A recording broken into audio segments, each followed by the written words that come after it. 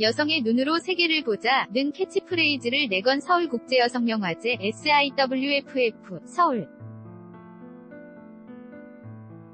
인터내셔널 위민 아포스트로피에스 필름 페스티벌가 올해로 20회를 맞았다. 아시아를 중심으로 전 세계 여성 영화인을 발굴하고 제작 지원하는 데 힘쓰고 있으며 여성 영화를 전면에 놓음으로써 영화 다양성을 확산하는 데 기여하고 있다. CBS 노컷뉴스는 서울 서대문구 메가박스 신촌에서 5월 31일부터 6월 7일까지 열리는 서울국제 여성영화제의 상영작을 소개하고 여성영화제에서 오간 다양한 이야기를 전한다. 편집자주 여성계의 오랜 요구와 정치권의 압박이 더해져 음란 사이트 위 대명사로 여겨졌던 소라넷이 17년 만에 공식적으로 폐쇄됐다.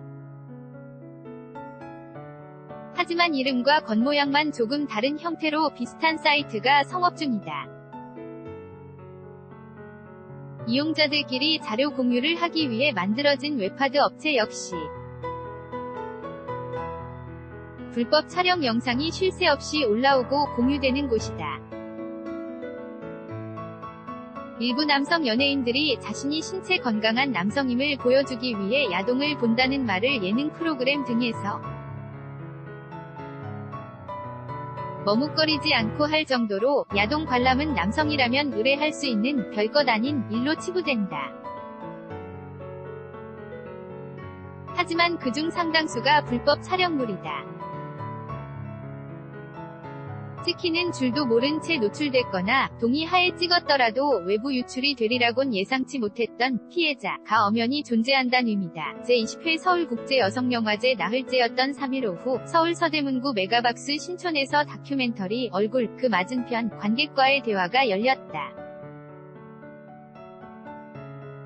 조혜영 프로그래머의 사회로 진행된 행사에는 이선희 감독과 한 국사이버성폭력대응센터 이하 한사성 활동가들이 참석했다. 2017년 다큐멘터리 옥랑문화상 수상작인 얼굴 그 맞은편 감독 이선희 은 간단한 거 새거만으로 손쉽게 만날 수 있는 불법 촬영물과의 싸움을 벌이는 한사성의 이야기다. 한사성은 지난해부터 본격적으로 활동을 시작한 비영리 여성인권운동단체로 영상 삭제, 수사 및 법률 지원, 심리상담 지원 등을 통해 사이버 성폭력 피해자들을 돕는 활동을 하고 있다. 영화는 묻는다. 피해자의 얼굴 그 맞은편에서 성폭력 영상을 소비하는 사람은 누구인가? 성폭력 영상을 유통하는 사람은 누구인가? 성폭력 영상을 제작하고 유통하고 삭제 업체까지 함께 운영하는 범죄 카르텔이 구축되고 있는데 국가는 무엇을 하고 있는가? 이 감독은 우선 관객에게 죄송하다는 인사부터 전했다. 영화제 일정에 맞춰 빠듯하게 출품하느라 사운드나 색보 정도 하지 못했기 때문이다. 실제로 이날 상영분에는 불과 3주도 지나지 않은 지난달 17일 한사성의 기자회견 장면이 포함됐다. 아주 최근까지 촬영이 진행돼 왔음을 보여주는 장면이다. 이 감독은 4년 전 과거 연인의 해킹에 의해 개인 사진이 노출 돼 얼굴도 이름도 바꾼 한 여성의 사례를 우연히 접했고 이 때문에 사이버 성폭력에 대해 관심이 생겼다고 설명했다. 그는 그런 성적인 영상이 그 해만 해도 수천 건이 올라와 있더라 라며 제가 처음 접한 사건이 하나의 우연한 사고라고 생각했는데 실제로 들여다보니 그야말로 으텔이 있었고 잘 기획된 구조 때문에 여성들이 빠져들 수밖에 없다는 걸 알았다 고 말했다. 이 감독은 저는 예술 감각이 1도 없지만 그냥 카메라를 무기 삼았다. 다큐를 찍는다고 하면 사람들 만나기가 편했다. 일종의 수단으로서 카메라를 든 케이스라며 20에서 30대 젊은 여성 대부분이 사이버 성폭력에 타깃이 되고 있었다. 피해 당사자이거나 피해 당사자가 될 위험을 지닌 여성들을 만나고 싶었고 그 속에서 촬영하게 됐다고 밝혔다. 이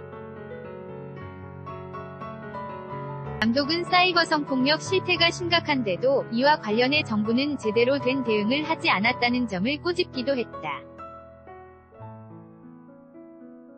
그는 얼굴 그 맞은편 포스터에 나타난 국가가 비어있는 자리에 선 여성들이라는 문구를 언급하며 사이버 성폭력과 관련해 4년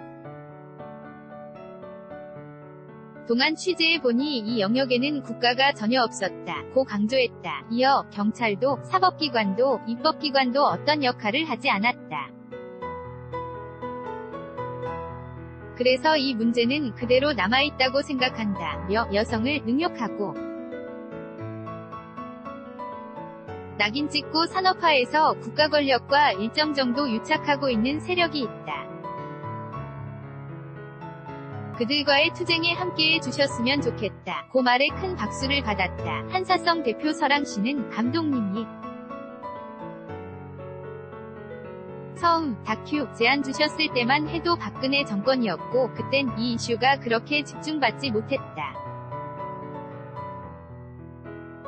다큐가 찍힌다는 것에 감각도 없었던 것 같다며 1년 넘는 기간 촬영하면서 영상에 담긴 과정을 볼 때 되게 옛날처럼 느껴진다. 지금 하는 고민과 이슈도 달라진 것 같다. 우리가 성장했구나 하는 것을 기록해준 것에 감사하다고 밝혔다. 정신적, 육체적으로 큰 부담과 스트레스를 받는 일을 계속하는 원동력을 묻자 한사성 활동가 효린 씨는 제 생존을 위해 하고 있다고 생각한다. 피해 당사자성을 갖는 여성으로서 안전한 온라인 공간을 만들어가고 있다는 사명감이 있다고 답했다. 그러면서 물론 그것 하나만으로는 현실적 고통을 이기긴 힘들다. 저로 인해 우리 단체에서 하는 활동으로 인해 조금씩 회복하시는 피해자분들이 있다. 이것이 저희 내면에도 큰 치유가 된다고 본다. 제게도 큰 동력이 되고 피해자의 감사의 말, 응원과 연대의 메시지가 내부 활동가들의 게 굉장히 큰 자원이 되고 있다고 생각한다. 고 부연했다. 이날 관객과의 대화에서는 한사성 활동가 효린 씨의 어머니가 이크를 잡고 한사성의 활동을 응원해 자중을 뭉클하게 했다. 활동가 일부와 관객석에서는 눈물을 닦는 이들도 있었다.